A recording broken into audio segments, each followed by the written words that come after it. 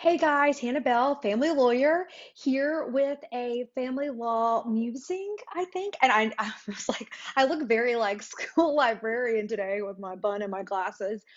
Some of you may not know this, but I actually was a librarian for one of my first jobs, like a job I could not possibly be less well suited for. But anyways, here we are. Oh, and other big news, my other Franco painting. I'll be so excited. Austin Skyline, see the different stuff you Austin people know. Love it. So excited. It's finally up on the wall. I'm not having to like pull my chair over. But okay.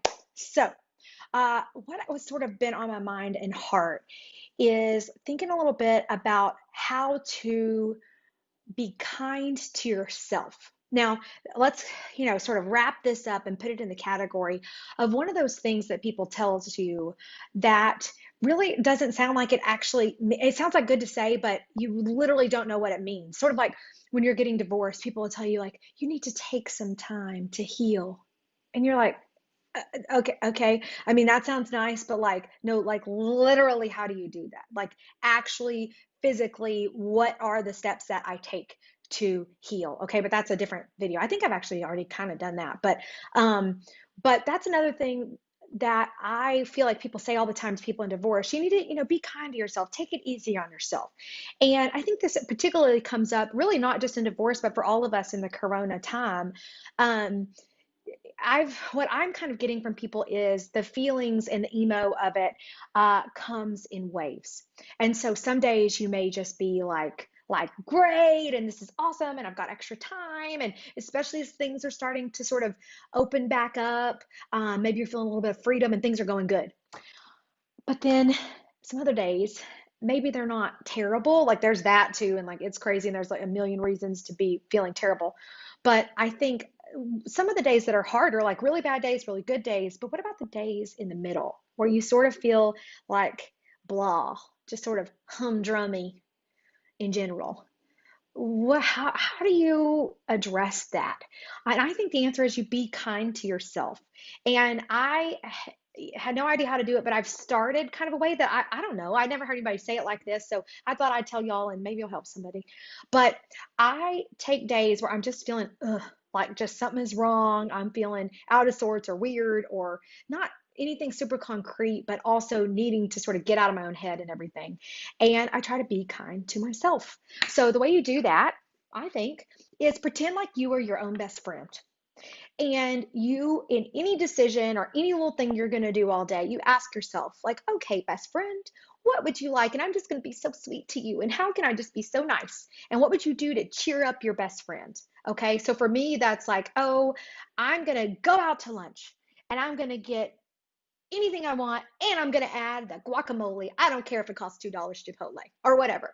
Or maybe you pick your favorite outfit that you like to wear and you always feel good in, or your favorite earrings.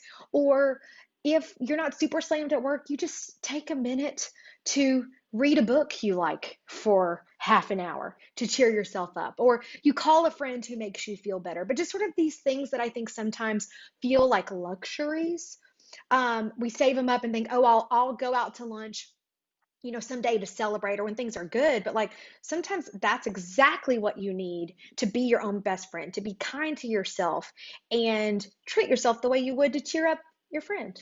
Okay. And sometimes that's bigger. Like, maybe that's when you take some time to plan a trip or just call a friend and have somebody really listen to you. And do your favorite things and don't save them up. I know one thing that my mom always told me, I remember being younger and saying like, "Oh, well, I can't use that perfume, I'm saving it. I'm saving it for a day in the future." And she's like, "Oh no, we don't save things like that.